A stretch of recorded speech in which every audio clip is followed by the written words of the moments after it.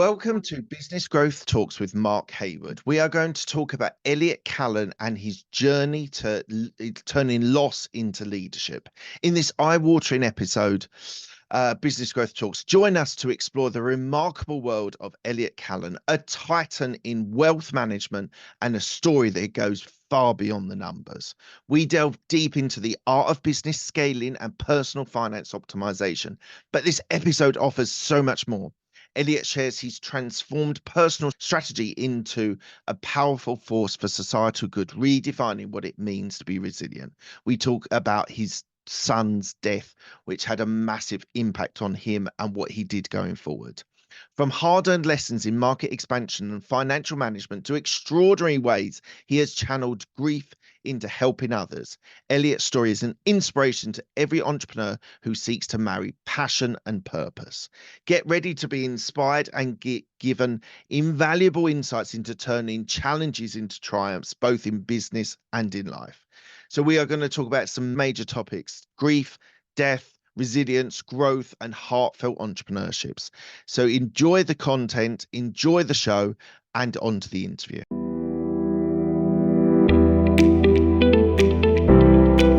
Today, we have Elliot Kallan, who has 40 years of experience in wealth management and financial advice. His company, Prosperity Financial Group, helps with optimizing your personal finances, for example, monthly cash flow and taxes. This focus on retirement planning without compromising your current quality of life.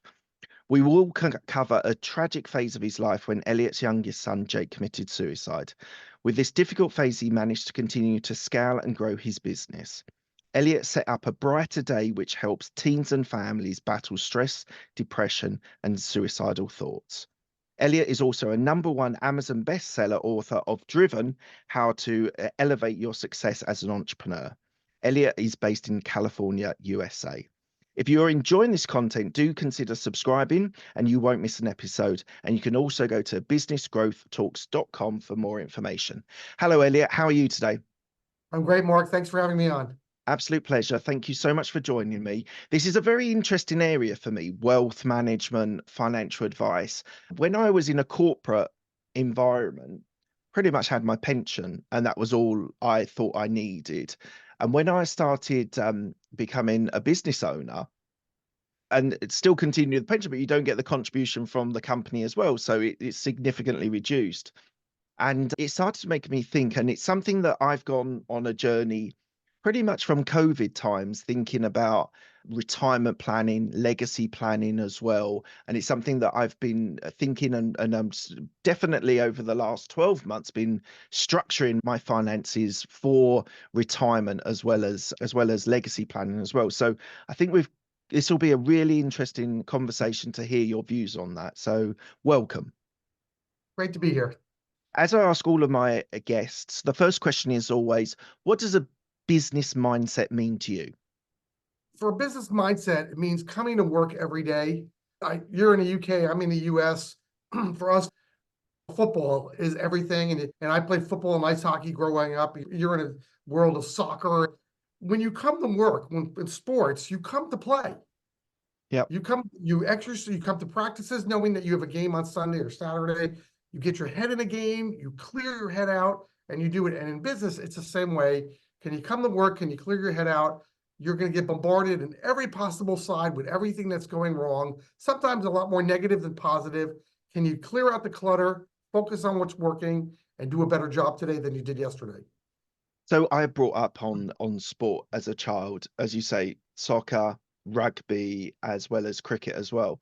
And one of the things that I went on my personal journey was I always thought, and definitely in sporting environments, it's a win-lose scenario. And one of the things that I needed to learn, that business is not always win-lose. Sometimes there can be win scenarios that you succeed and a colleague or another business or a partnership actually can be successful on that win scenario. Did you go through that phase where you thought everything was a win-lose? You do for a while. I think every entrepreneur sets these unrealistic goals to themselves. Today, I want to be $1 billion company. Okay, so now you're a $10 million company. That makes you a loser because you're not $1 billion company. I want to be as wealthy and successful as Mark Zuckerberg and Jeff Bezos. you're going to be guaranteed to be disappointed for the better part of your life. Mm, And mm, so it's not that you need to settle, because that's a terrible word. I'm settling. And my mother from her grave would hit me in the back of the head if I used the word settle in life. But you also have to understand that what you're building has value, and it has intrinsic and extrinsic value that doesn't have to be compared with anything other than you yeah. and what you can build. So if I can build a 10 million, $100 million company, and I can sell it and retire one day and put in the bank $10 million for my family, am I a loser because I didn't put 20 million? Mm, So you have to think about that. You can win on different shades of gray yeah. rather than black and white. I won versus lost. What was that first million like for you? Try getting to that point of a million revenue or a million profitability, like that journey. They often say the first million is the hardest. Was that your experience as well? I was very young. Mark, this is a great question. I was very fortunate that I started as an accountant for a big 8 accounting firm, and I was a terrible fit for me. And I left that, and with some family, we started the business, and it became an industrial packaging business. And we grew it from zero to basically $5 million in a Right. very short order. The good news about that is I crossed the million mark. Friends were saying, you're crossing a million, you're crossing 2 million, you're doing amazing things. But I was chewing up cash at the same time. Right. And so it felt really good on one hand in my 20s from an ego and from no perspective at all that I was crossing a million and 2 million and 3 million. Mm, But the reality is that it was untempered and undisciplined. right. Even though it felt great, I was burning through cash. And so it's a double-edged sword that you need to understand when you're growing. It's not just your ego that can be unchecked and feel good. You've got to have the back of your brain working and saying, am I growing in a smart way? Yeah. Otherwise, it's just a number. What if you're worth $100 million and you're losing 120 million? Yeah. Yeah. So it's the profitability which is more important than a revenue number, isn't it, in You know, most you cases? and I, we talked about earlier about studying motivational people. They'll be the first one to tell you, these high-end motivators, it's not what you make, it's what you're taking home. It's what you're Yeah. putting in your family. It's what you're feeding or putting on the table at dinner. And so you don't want to be asset rich and cash poor. Mm, And I've been through that in my life. right. And you don't want to be cash rich and asset poor, because then you have nothing sustainable. There's a Yeah. balance in life. And as an entrepreneur, because you've got so many clients that are entrepreneurs, so many listeners, Yeah. the hardest part for an entrepreneur is the balance of life. And a balance, I look at it, Mark, is 3 ways. I have to balance out my business. Obviously, we're talking to business owners, Yeah. but I want to balance out my family and Yeah. my marriage at the same time. And you cannot do all those 3 things in one day. You Yeah. can't. So you're always out of balance. So imagine I've got a very successful business, but I'm a personal disaster at home. Mm, Imagine I'm great with my family, but I can't get my business up and running. So I become a personal disaster there. mm, It's hard to get it in balance. So that's the real challenge for an entrepreneur when they're young and growing, is how do I keep my life in balance so it doesn't eat me up and I can mm. be in front of it? Yeah, balance is something Hmm. that's very popular at the moment, like this work-life balance idea. And I was doing some reading and research actually on this, and in the UK anyway, this idea of work-life balance wasn't a thing till the 90s over here, where women, and this is no criticism of women, but women wanted to have the career and kids at the same time. So this idea of work-life balance emerged. Beforehand, it was the men went out to work and worked 40 hours, 60 hours, whatever their work needed, and the women were working at home. Do you think work something that I was thinking about with this is it's a constant tweaking. You're tweaking a little bit further on your family, which takes a little bit away from your business. Then you need to tweak it to do a little bit more of the business because you need the money. You need to get a way of being able to tweak them rather than a sort of like 60% is this and 40% is that. What's your thoughts on that? I agree. It's a daily struggle to keep your life in balance every single day of the week. That's a really big challenge for the entrepreneur every day of the week, Mark. I think I struggle with it. I work hard doing it. My wife is super tolerant of what I do, and super accepting of it. And she reminds me, hey, we've got to be in balance. I try to check that with some really positive vacations so we Yeah. get some private time. I bring my computer on vacation because as an entrepreneur, we're always working. Mm, But I just came back from Hawaii, where I go there every December, and I didn't open my computer even once. Excellent. That's hard to Good. do. Yeah. Imagine It's- my it brother really is. came with me, who's an attorney, and he does large transactions. He wants to look at that computer every day and work on stuff. And so different work-life balance. Yeah. Thank you. Thank you for that. Tell me one thing about your upbringing which reflects on who you are today. I'll tell you a few things about it, if that's okay, Mark. Yeah, go for So it. my mother was an Auschwitz survivor. Right. World War II, she's from your continent. She's Yeah. from Vienna, and sadly got caught up in World War II. And she was one of those people that constantly reminded her children, you can do better. You can achieve more in life. And so if I got a 90 on a test, she would ask me, did anybody get a 95? If I got a 95, she'd say, anybody get 100? If I got 100, she'd say, how many people got 100? Right. And so there's a little voice, mom's dead a long time now, 25 years. There's a little voice that says, you can do better today than you did yesterday. Right. That's my mother. My father, he was part of the greatest generation, born in the US, in Newark, New Jersey. And he had lots of struggles. He did not have an easy life. He had what I call a zigzag line of life where it was really hard. And he was a small business owner. And I think he was very successful for what he did, but from a monetary standpoint, never really got ahead in what he did. But he taught us two really huge value propositions. One is you can never make up for hard work. Right. You can't. You can't work 10 hours a week and expect 50 hours a week of success. You just can't do that. That was him. And the other part that he taught us was to always give back. Charity. So even when he wasn't making money, we'd have to go help family members that were doing even worse than him. And we'd build bicycles on weekends at a bike shop for a family member. We'd go unload packages for somebody else. We'd go help with people with carrying groceries in for neighbors where they couldn't carry themselves, because that's what you did as a good neighbor.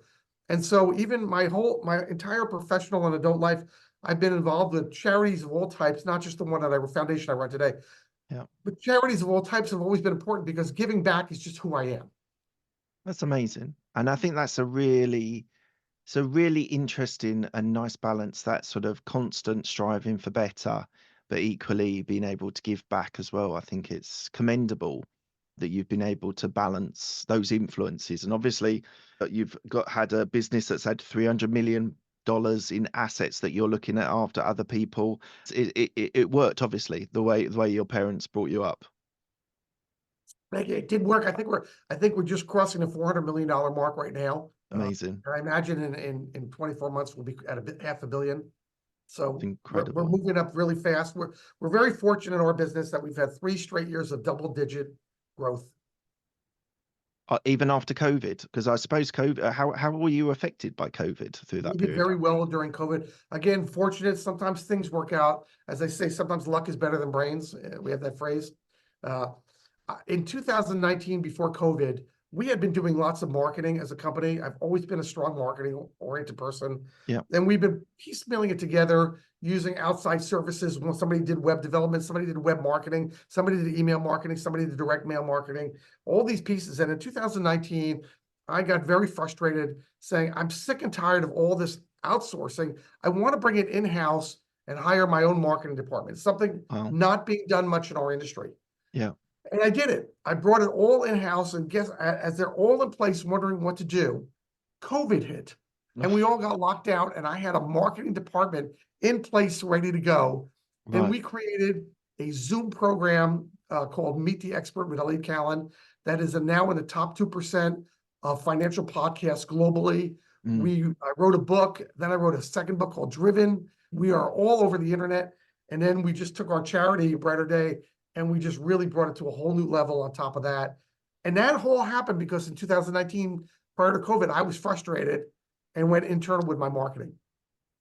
And how have you managed to, because one of the components for building and scaling a business is keeping talent, keeping your best people.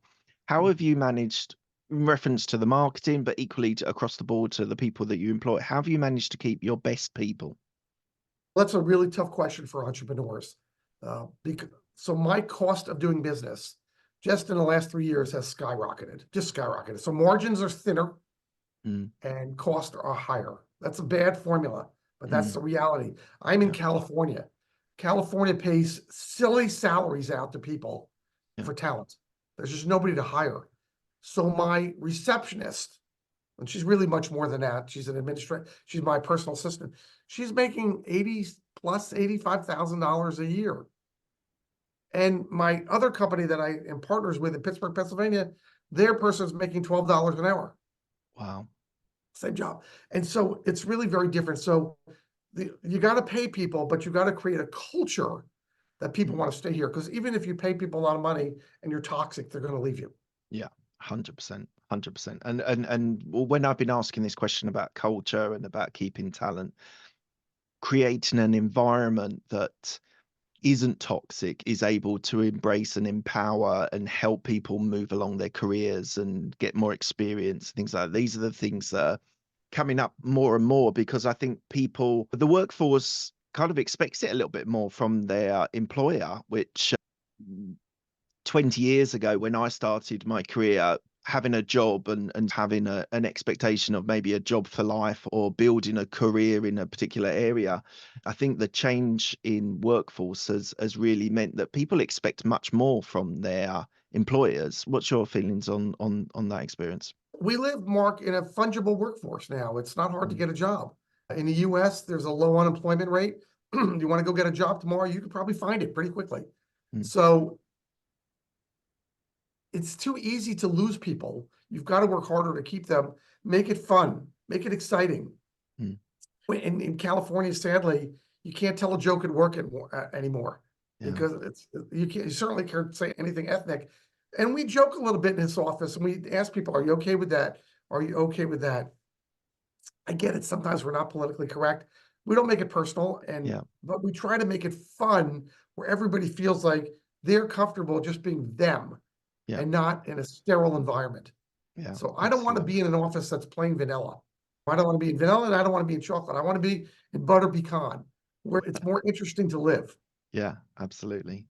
So what inspired you to start the business in as a wealth advisor?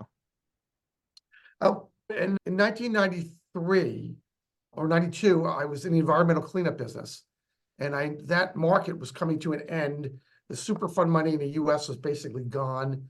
I knew I needed to make a change in that market.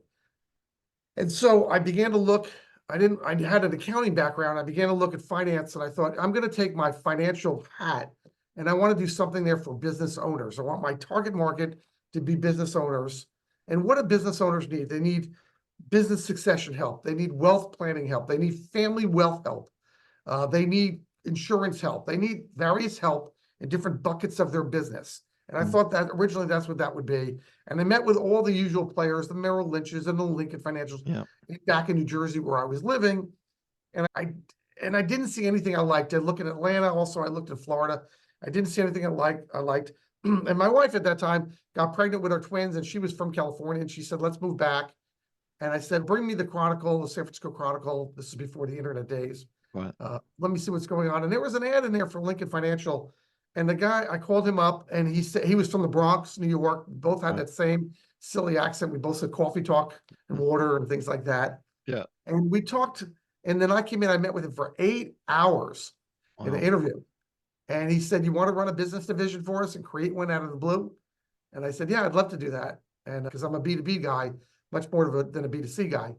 And he let me do it. And I stayed there for 6 years and they were super helpful. And we built a heck of a business together. And then their markets changed and people were retiring that were all there. And we separated out and became our own entity at that point.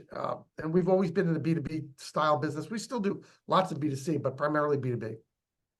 And what do you think that gave you the confidence to be able to go out on your own? Because there's a challenge that I had. I'd worked in corporate for 13 years, and being able to then take that step to do your own thing, for me as a 40-year-old when I did it, was massive because I had kids and wife, and I had to make sure that I still was able to provide, etc. But what gave you that confidence to say I can actually strike out and I can actually make this a success on my own back? So this is a third company, Mark, that I've started. And so I understand what it takes to get it going. It takes massive amount of effort. Mm. You're moving a boat from 0 to 30 knots. Yeah. It takes massive amounts of effort. To stay at 30 takes less effort, less fuel than it is to go from 0 to 30. Yeah. No difference than getting a rocket off the ground. Most of the fuel is used in the first 10 feet, Yeah. to get it off the ground. And so I already understood that part of it. So I knew this was going to happen. I also knew that from a personal standpoint, I'm probably not the most employable person out there because What's I that? think like an entrepreneur. I'm an Right. entrepreneur. Right. And entrepreneurs think differently. Mm. They think about building all the time. Yeah. We're always in the middle of the night, 2 in the morning, we're building something in our brains. We're doing that. Versus the employee that sleeps better at night and comes to work the next day and just continues where they left off yesterday. Mm. Mm. And so I knew that was going to happen. And then because the team that I built had come to me and said, it's time for us to leave and be on our own. And so if I had said no at that point, then they would have left me. So I felt like, okay, they're right. It's time. Let's do it. Now, I didn't know when I did that in the late 90s and 2000, I didn't know at the same time that I'd be getting a divorce Oh, and okay. that we'd have Y2K. The Yeah. markets would crash. The NASDAQ in the US would just get stalled completely and be down by 40% in a matter of months. Mm. All those things happened at the exact same moment. And I was living on credit cards for a short period of time. Right. So yeah, it wasn't easy to do, but we kept the vision. And then look what happened 20 years later. It took a while to get there, and it took a lot of people around me saying, don't give up. And I knew in my heart, going through the adversity at work, adversity at home, on a marital level, I knew that I was doing the right thing, but I don't want to tell you that it was easy because easy is not in the rule book for entrepreneurs. Yeah, I absolutely 100% agree. That idea of not really being able to switch off, and you can have family time and you can be focused on that and be present in that, but your mind is always thinking, whether it's a marketing, a sale, an operations, a delivery side, whatever your area that you're looking at, it's very hard to switch off. And I don't think, after being on both sides, there are some people that are made for entrepreneurship. They think outside the box, they think in a different way. And there's some people that are very happy to be an employee and have that security. Although we talk about security, but in industries like 0708 in the finance industry was massively impacted. And I felt that even with a secure job, there's not always total security, is there? So it's like that, this is why entrepreneurship has, I think, become a lot more popular in the last sort of 10-15 years, is because of the insecurity in the job market as well. If you want to think about, you're right, Mark. If you want to think about job security, entrepreneurs don't think about job security because we don't think in terms of the union thought or I've got a job for life because you're building. Mm. And so you're building, and hopefully you put together an end game as an entrepreneur, but maybe in your heart, at some point you will have an end game. Nature might make you have an end game, or you Right. might create an end game, but you're going to have an end game here. But I think from today's time, it's a very entrepreneurial environment that we live in, which is just fabulous, especially with technology and Zoom. And there's so many great tools that weren't available just 20 years ago, 50 years ago, both out of necessity and out of the environment. We're able to be more entrepreneurial. But I want you to think about the 1950s for a moment, late 40s, post World War II. Yeah. The same thing happened in the UK that happened in the US, is all the men came home from war and there were not enough jobs for any of them. You ousted Yeah. Winston Churchill. We had all Yeah. types of problems in the US. And so if you didn't start, excuse me, if you didn't start your own business, you weren't going to get a job, or you were going to get a factory job that was going to be unsatisfying.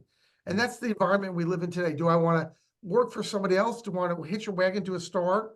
Maybe that's a really good star, and that is a good thing to do, because now being a CIO and a CFO are good things to be. You're not just line workers. They're very good things to be. Mm. Or do I want to work for somebody else and, so to speak, let the man rule me in the old days like they had in those days? And that just doesn't feel good to a lot of people. Yeah, I agree. And I think we're definitely in an environment that is encouraging entrepreneurship. But one of my biggest frustrations is it happens in the UK a lot, is when our governments are thinking, and I don't want to get too political, but it's more about governments as a whole. Governments do not encourage, in the UK anyway, entrepreneurship. They will support and they will encourage large companies to come into the UK because they think there's larger tax bills from having these big multinationals coming into the UK. But one of the big frustrations for me is that there's not enough tax breaks. There's not enough encouragement for individuals to start businesses. Being in the wealth business, what's your thoughts on government's decisions on entrepreneurship? It's very funny. Tax is a tool in the US government. It's the same way in Europe. Just think for a moment, right next door to you is Ireland. Mm, And Ireland is a haven for American corporations, mm, probably for European corporations too, right? Apple's mm. basically Yep. Apple headquarters is on Ireland. Yeah. It's a corporate 50, it's 0 or 15% tax rate in Ireland. You max out at 15. We max out much higher. You're even higher than us right now. Yeah. So if you're a business that's starting to get very successful and money's fungible, why not move it to some place that's less taxable, less Yeah. taxes to you? Yeah. More money for you to keep. We all do that. I'm in California. I think California has a terrible tax system going on out here. We have a corporate rate, an individual rate, a federal rate, Yeah. a death tax. We're everything that just messes you up in California. Mm. And the UK has been like It's the that for a same. long time. But go back not too long ago, with Margaret Thatcher, look what she did to the tax rate Yeah. and to the nationally owned companies there. She Yeah. made them think like entrepreneurs. And I relish the day and I look forward to the day that the people who are back in office can think, how do we make it easier to start a business and grow a business and stay here? If here is the UK, if here Yeah. is France, if here is the US, stay here, employ here, and Yeah. succeed here. And that's how you should be thinking. Yeah. 100% agree. Do you think tax is a moral issue? I don't know. I think there are people who would argue that both sides. I don't know if it's moral or immoral. If you're paying 70 out of every 100 cents to the government, that's the country of Israel, as an Okay. example, Yeah. 70% actually. Is the government immoral for taking 70 cents, or are they just carrying out the people's wishes because they are elected people Yeah. to have it done? Now, if you're in the old world where you've got a king and the king says, this is what I'm taxing you, and there's no say, you're being immoral no matter what the number is, because people have no say. But we're electing those people. You're electing people in the UK, you're electing people in France and Germany, in the US and Canada. And then the people that are there are surprising you by raising the tax rate. We elected them. It's our own fault. Mm. I suppose that the essence of the question was more because uh, some people, and this is not always a political spectrum thing, but some people feel that you should pay the taxes that are due. And then there's a different mindset, which is you should pay the taxes that are required by the government. So if there is a loophole, if there's a tax break that you know about that someone else doesn't know about, some people that have experienced this feel that you should pay all of the tax you're due rather than that what you are required by the legislation to pay. I think that this in the US, look, if I'm Apple Computer, I have or I'm Donald Trump, or I'm any successful large entity. Mm, I am looking for every possible loophole I can find. And I mm, have a battery of accountants yeah, who are finding them for me. But if I'm Elliot Kallan, taxpayer in a small business, it's a lot harder. yeah, So definitely. I think Apple at the end of the day pays less in taxes than I pay, my company Right. pays. And there's a lot of immorality in that. They're Yeah, not paying their fair share, but that's the environment that we've created here. If we want to fix that, we can fix it. I think it should be fixed. I'd like to see us have somewhere where, whether it's the UK or Ireland or the US, it's a comparable tax rate. So it becomes a non-issue of looking yeah. for these And loopholes. making it simpler, like the fact that they encourage these loopholes to be found is because they're making it hugely complicated, which means that you do need the accountants or the tax advisors to be able to go and find those loopholes. So if they literally just simplified it, I think that would solve a lot of issues as well. It seems like accountants have a self-fulfillment, full job employment program, like helping to lobby to create loopholes. Yeah. Lawyers and accountants are the ones writing the laws, especially lawyers. And it's a self-fulfilling prophecy because they're here to stay no matter what. Yeah, agreed. Look, I'm going to change tack slightly. Tell me about your son Jake and his tragic suicide. What actually happened? So Jake was 19 when he took his life. He was a sophomore at the University of Montana out here. Uh, no drugs, no alcohol, just depression. I didn't see it. His mom didn't see it. He didn't share that with people. On a Thursday, late Thursday night, early Friday morning, he walked up to the highway, waited for a truck to come by, and jumped in front of it. And we were frantically looking for him that Friday because his phone was turned off, and no teenager turns off their phone, Mark. Yeah. And so we were leaving him messages, give us a call when you turn us on. And at 6:30 night, Federal Express showed up with a 6-page suicide note. He had already been dead, and it was a John Doe in the hospital. Right. And so we began the process of going up, getting his body, bringing it back for burial. And it's a horrible, tragic story. But in his suicide note, Mark, the first main paragraph, he wrote, "Mom and Dad, I've been thinking about this for a long time. I never would have told you how I felt. I never would have asked for your help, and I never would have taken your help." And I must have read that on the way home from Montana with his body under the plane a couple dozen times. And I turned to his mom and I said, "We've got to do something to stop other families from feeling this devastation and destruction that we're just beginning to go through." Right. And we started a Brighter Day charity. It is a charity, 501c3 in the US charity. It's at a brighterday.info. And what we did, we created resources for teens and their families on stress and depression with the goal of stopping teen suicide. So fast forward 8 years now, because he's gone just shy of 9 today. We now touch 5,000 families a month on 3 continents with our resources. And those resources include 24-hour texting, 7-day-a-week therapy sessions for free that we created for teens and families.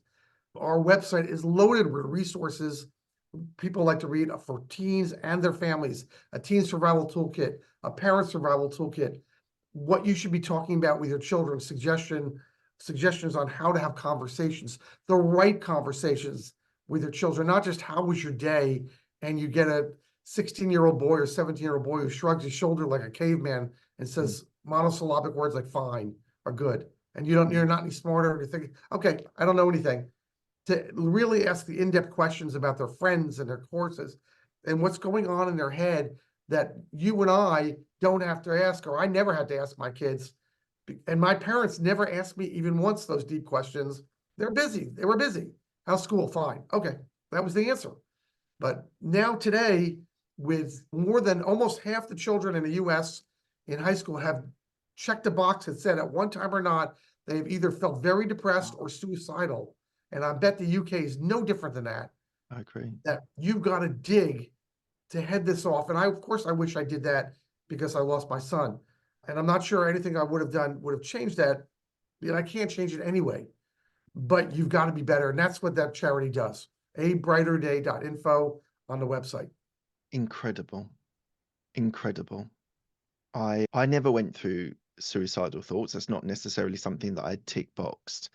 I do think there are a lot of people, and we employed some, and we talk to people and friends and family and things like that have teenagers. Mine are only 7 and 9. My kids are 2 girls, 7 and 9. Those are fabulous ages. They are. I think it's going to get harder. I was talking to someone today and they said girls get harder the older they get. I'll keep you posted. But it is a subject and mental health is something that people are talking more about. I do feel that it's a subject which is being discussed now, where like when I grew up, mental health wasn't even a thing. It wasn't even a subject that was really discussed. What do you think has changed to be able to make that a better, a more evolved conversation that you can have with teens? I think the good news about this is we are entering the heyday of understanding mental health. It's a good thing. Yeah. Because even when 8 years ago, just when my son took his life, we had a lot of questions from people around us, including clergy, professionals that said, how do you want us to talk about this? And we said right away, we want to be forthright because we want to help other people. We don't want to hide. But even today, people say they're embarrassed at suicide. My parents' friends, their daughter took her life in the garage. Nobody talked about it. Nobody talked about why. Growing up, I never understood the why. I understood what, but not the why. And I think we understand today that mental health, whether it be celebrities talking about it, or musicians talking about it, or you and I are having this conversation, or I'm writing a book where chapter 6 is dedicated to mental health in a book driven. We are talking about mental health. And so the charity that we do is a little narrower than just mental health, because mental health is very broad. Yeah. We talked about depression and stress and Okay. suicide. Mental Yeah. health can be frontal lobe disorders and being on the spectrum of autism, all that. Yeah. I'm not an expert. I'm a parent who lost a child and talks about it every day. So I'm not a PhD or an MBA and master's in mental health. But I think you and I are having this discussion, and your parents group is having this discussion. And Yeah. that's who we're creating resources for. And that's fabulous that we're talking about it. And hopefully over the next 10 years, we continue to talk about it. And by talking about it more, we can drive down the suicide rate. And we could also get your children who maybe when they're 16 or 17 or 15, when they need to talk to a professional, you could see it ahead of time and be in front of the issue rather than someone like me who got behind the issue and couldn't recover. So how do you manage running businesses, running the charity as well? It must be quite difficult. How do you work out your day do you prioritize certain things in certain times of the week, or because I'm really interested that it's a very huge subject and there's so many different aspects. And I know you said you target more depression and anxiety and suicide thoughts, but how do you manage your day when you've got business competition idea things going on as well as the charity time? Mark, that's a great question. And my staff asks me that question every day. How are we doing this? And I'm like we talked about earlier in the show, I'm out of balance every day as well. There are days very dedicated to the charity and not enough time in the business of Prosperity Financial Group. There are days where I spend all of it in prosperity and none of it in the charity.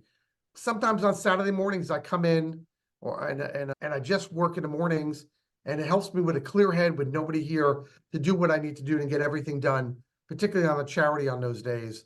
Mm. I think you just have to find a way to balance it out. It's always going to be out of balance.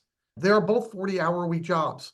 Mm. I can't work 80 hours a week and be effective at what I do. I just had someone call me yesterday. I was driving home and he sent me a series of emails and texts saying, Elliot, I just found your website. I think your story about your child is amazing. I'm so amazed on what you've done. I want you to let my son took his life a year ago. I'm still struggling with it. And here's his memorial. And he was 19. He played baseball and they're very religious. And he talks about my son is now in God's outfield and so forth. And then he said, but I want his mom couldn't handle it. And 6 months ago, she took her life too. Oh. And I called him. We talked on the phone yesterday. And of course, that's just horrible. There are no words that you can say there.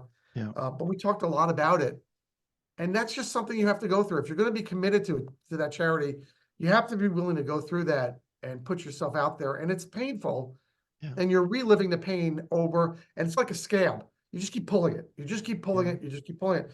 So I've accepted on the charity that I can change lives. Let me change that.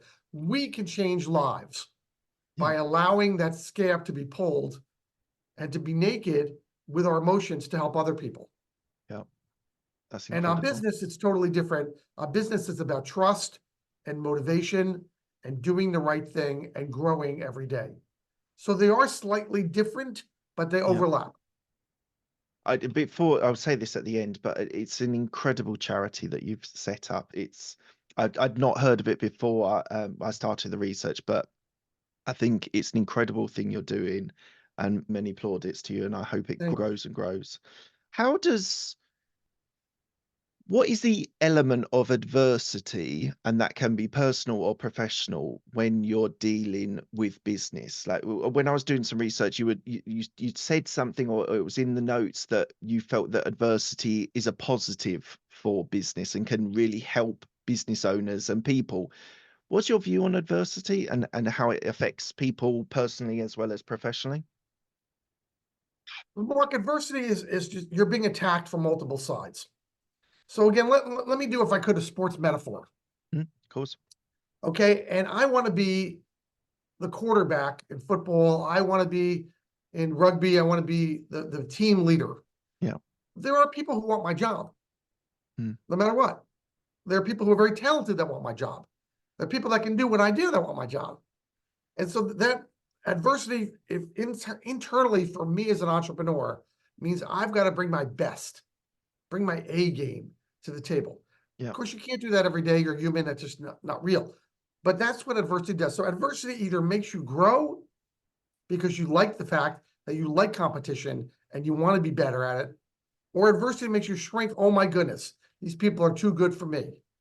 That's a personality thing that's unique to you. Mm, Lots of people don't like adversity. They just want to go through life and just, they're okay with it. And then there are people like me, maybe we have a type of mental illness ourselves, who say the harder it is, the more I have to get pie spinning on a stick yeah. on any given day, the better I do. The more that's on my plate, the more I thrive Mm, on that. mm, And that's what I think of adversity is. I've got lots of things to do. Some of it's very complicated. Some of it's can even painful, and some of it's just easy. Let's get it done. mm. But that's adversity. So adversity brings out the best in people all the time. It's like a competition. As a sports nut, I think it brings out the best in athletes all the time. And you can see it on the field. I know as a soccer and a rugby fan that you are. Mm, mm, Adversity bring out the best in players. yeah. They just do. And when they get into the playoffs and they get Mm, into championship series, yeah. they're just at their very best. Yeah. And that's how you want to be as a business owner. And if you're in a championship series or the playoffs every day of the week, let your best come out. Yeah, and I totally agree, and I definitely agree that there are some people that are I think people are wired to see adversity as a challenge that they need to overcome. Some people shy away from it, and they'll never make bold steps or bold decisions to be able to be successful. So I 100% agree. I think adversity, in whatever side, like resilience, to be able to bounce back from adversity is and using a sports metaphor, like you've got people that won the championship or won the Super Bowl last year, like Kansas City Chiefs, and they're struggling a little bit this year. You've got Patrick Mahomes there, who has been through adversity and is able to be able to overcome that because he's proved it before. But I think you need key people, like you mentioned, like the quarterback or the star player. You need those people to lead, to be able to lead the team forward. And in your situation, you're leading your company and your charity forward because you're making the direction, making the decisions that are going to impact both of them. Yeah, so if you're talking to business owners, just think every business owner out there at some point in time has cash flow issues. Yeah. They have lines of credit issues at bank, maybe banking relationship issues. They have Yeah. accounts receivables issues, Mm, and how to manage that, how to manage cash flow coming in the company. They have accounts payable issues. They owe a lot of money to a lot of people yeah. on that. They have lines of credit issue on doing that. They have business expansion issues. They have personnel issues, massive amounts of personnel issues. Because if you have people working for you, you have personnel issues. Yeah. I don't care who you are. I've had them my whole life. You just have them. People are hard. It's hard to work with other people than yourself. And because your expectations are your expectations, and Yeah. they're only human, they don't have your expectations. Yeah. And you know, They and don't they have the think you're being skin in the game as unrealistic. much. Yeah. And so you got to balance that out. And those are the challenges you have every day in business. And you either can run from them, in which case you shouldn't be an entrepreneur, or you can dive into them head first and tackle them. And if you're smart, you'll get the help you need because you can't all do it by yourself. And it Yeah. might be a consultant, it might be getting good people around you, whatever that is. Yeah. And then bringing out your best and maybe even changing personnel so you get all your horses pulling in the same direction. Yeah. That's a real challenge. Yeah. It is. What's the plan for the next 2 to 5 years for you, Elliot? So I love what I do, and I get asked that all the time, Mark. where am I going with this? I imagine in 5 years, I'm probably going to step aside from my company. For the charity, I want my charity to be self-reliant without my involvement, which means Right. it's a national charity without Right. me having to do anything. That would mean I've succeeded and create a sustainable charity. For the company, I'd like the company to continue, maybe begin to pass along the ownership of the company to the next generation of people. They won't be related to me. There'll be new people. I don't have family in the business. Yeah. But we've created a brand here, Prosperity Financial Group.com, Prosperity. It's a great brand, means a lot to a lot of people. I'd hate to see that disappear. But nature is going to make me do something about it if I don't. And I want to be in front of it. Yeah. My wife asked me the question. She said, Elliot, what would you do in retirement? And I said, that's an easy question to answer. She said, what? I said, I'd start another company because that's what I do. And she said, what would you do? I said, I already Love picked it. out the other company. I'm going to start a food, travel, and leisure business Right. with writing, and Amazing. we're going to go different places in the world, and we're going to write about it, and we're Yeah. going to sell advertising and so forth. She said, how many hours a week are you going to do that? I said, I don't know, 30 or 40. Maybe you just sort of keep doing what you're doing for a while then. Look, we're coming to the end of the interview. I asked the same 6 questions to all my guests. They're quick fire questions. They don't need a quick fire answer. What's the best decision that you've made? Oh, the best decision I've ever made, I would say get married again. I got divorced, tough time, children, three babies, 6, and 5. But I'm a firm believer in family and family values and developing a core strength. So in order to keep myself grounded, I found the right person. Yeah, amazing. What's the best piece of advice you've been given? Never give up. That's a UK, that's a Winston Churchill phrase, never Yeah. give up, never, with a finger pointing, never give up. We did that in the US. But one thing I've learned, there's in the old Rocky movie, Rocky the Fighter with Love it. Sylvester Yeah. Stallone, Yeah. there's a phrase that he uses in one of the movies, and I think he's talking to his son in one of those Rocky 500s or whatever series he made, Yeah. was it's not how many times you get knocked down, it's how many times you get back up. Yeah. Absolutely. Being an entrepreneur is agreeing to get your nose bloodied, agreeing to get your punched in the face every now and then. Yeah, Muhammad Ali also said, oh no, Mike Tyson said, everyone's got a plan until they get punched in the face. And so when you get back up, because you will have failures in your life. And entrepreneurs, we don't call them failures. We call these valuable learning lessons. Yeah. And so you're going to have them. Are you willing to get back up? And even though some people will say, see, I told you, of course this happened to you. I could have told you this 3 years ago. Yeah. You're going to have those families. You're going to have those relatives. Yeah. Friends. But if you can get back up and dust yourself off and say, I could still make this work, I'm going to make it work, then you are truly an entrepreneur who enjoys adversity and is willing to see it through. Yeah. Who's helped you most in your career? Oh my goodness, I've had so many people that have been there for me. But I would say my family has been my big cheerleaders. It's a cheerleader thing. My wife is a big cheerleader of mine. My son was a twin. He and my daughter, the twins, they're just, Dad, you've done amazing things, and they're my best cheerleaders, and they're my harshest critics all at the same time. Yeah, you need that in your family. You need, because I, as an entrepreneur, I always think things are half full, and I'll look for opportunities to be able to do. And one of the great things about my wife is she brings in a healthy cynicism. When's the next pay, or not paycheck? When's the next money coming in? How is that? And you do need in your life that counterbalance. If you're a little bit more cynical, you need someone to lift you up.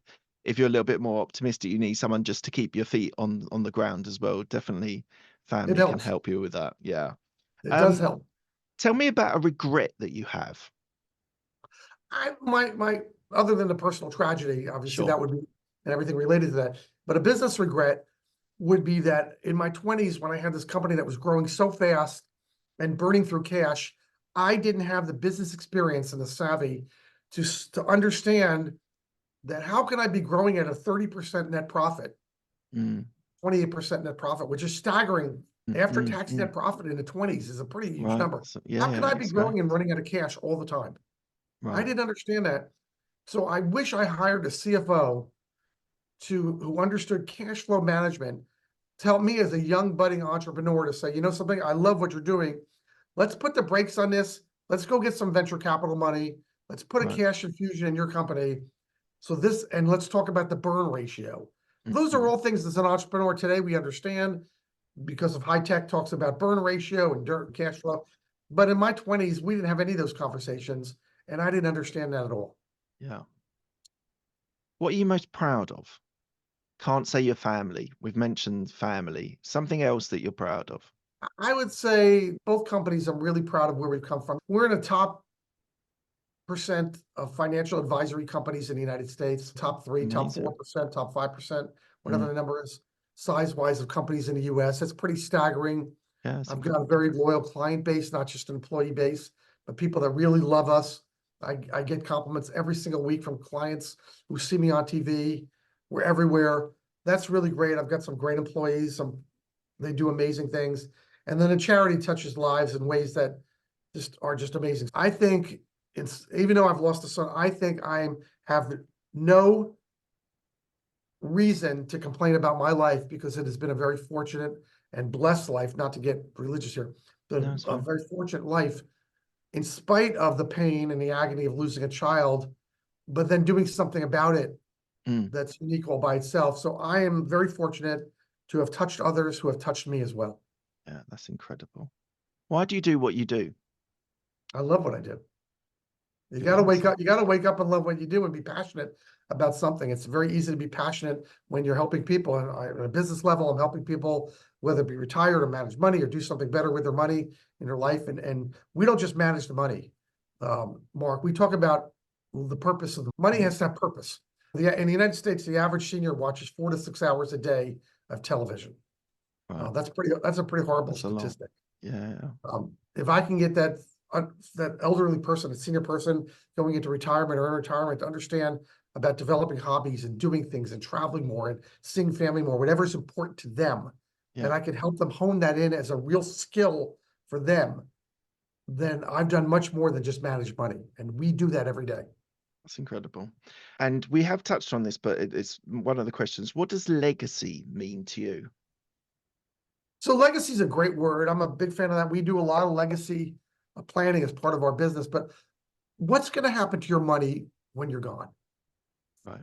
If you're running a business and you're what do I call in a phase 3 of your business, which means that I'm a little bit older, the business is a little bit more mature. Maybe it's time maybe my legacy is to hand the business down to my children, which doesn't work most of the time, by the way. Yeah. Probably 9 out of 10 situations, that's a terrible decision. And we talk about that too. Maybe it's selling it. Your kids want your money. They don't want your business most of the time. They want your results, not your effort. Yeah. What does that mean to you to hand that down to your children? Does that mean creating a charity? Does that mean putting a name with your charity, putting a building on a hospital, wing on a hospital? What do you want to happen in years to come when you're not here? The impact that you want to have. Most times, we live in a world, Mark, and I know the UK and the US, and particularly California for me, it's a me world. It's me, I come first. It's all about me and my needs. And you tap yourself on the chest and about me. And I think the world is bigger than that. And if you can get out of the me world and think about the we world, what's in it for us collectively, that we can leave the next generation better than ourselves. And I know as a father, you want to leave your 2 children better off than you got. And I certainly do. You're going to think outside the box of you. And that's what we try to teach our clients if they're so inclined. That's incredible. And where should people go if they want to find more about you, your charity, or your business? So the business is at www.prosperityfinancialgroup.com. The charity is at abrighterday.info or .org. They both work. They can look at them. There's nothing for sale on either one of them. I guess the book is for sale somewhere on there. You'll see that. But there's nothing for sale on a charity. It's just great stuff on both of them. Tons of resources. They're all free. We spend a lot of money developing our web services for people, probably more than most companies in our financial industry, because we want to create resources for people that they can look at it. We just came up with a women's guide to success, which we think is a little bit unique in the industry. That's going to be all available on our website all through January, right through Valentine's Day, and finish with a dinner on February 15th, the day after Valentine's Day, just for women. where we bring in several speakers on female success and women's success and how is that defined. You talked originally about the family getting more pressure on them. That really started in the US in the 60s and 70s, Right. what I call the old Virginia Slims commercials, that baby, you can have it all. That turned out to be not true. You can't have it all. Because No, you you can't can't. balance all of it on any given day. No one No, can. no one And can. so that's the challenge that we have 50 years later, is how do you balance life? And we do. And in this case, we put it on our website every day. Thank you, Elliot. Thank you so much for your time. I think you're doing so much important work. It is truly inspiring that you've been able to juggle so many adversities and be able to come out the other end. And what you said a little while ago, that you feel blessed to have the life that you've led. Obviously, you've had difficult times. I think you're winning. I think genuinely you're winning because you're doing stuff for yourself, for your family, and for other people with the charity. So just thank you so much for being on my show today. Well, thank you, Mark. And it's nicely said. I appreciate it. Cheers.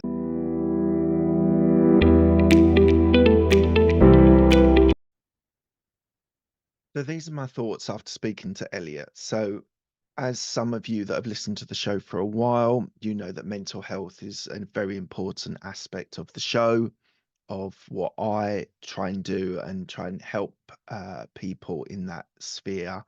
I just think it's a really tragic, but how he was able to turn his life around and be able to help so many people. As he said, from a business point of view, he's helping people with wealth, legacy, retirement. On the charity side, he's doing so much to be able to help people. I would urge anyone, on a serious note, if anyone is suffering in their teenage years or they've got children that are in their teenage years, do go to the website, do look it up, see if there's some help. That I'm sure there will be plenty of sort of videos and blogs and support that his charity can help you or your child.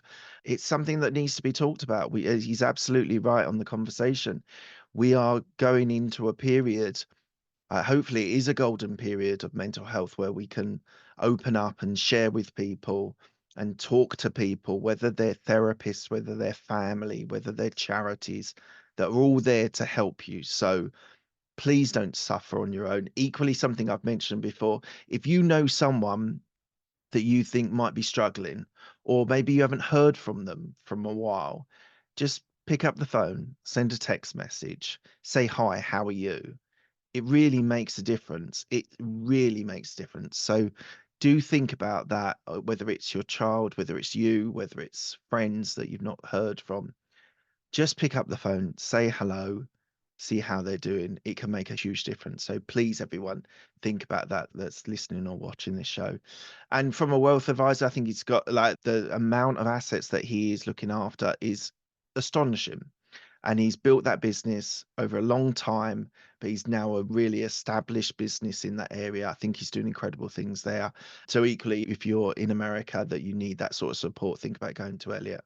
And yeah, it's been a very emotional podcast. It's something that for me is very important, and I just think let's all just keep talking. Let's all keep sharing, telling people how they feel, and hopefully we can conquer, or at least take a huge bite out of all those people that are suffering.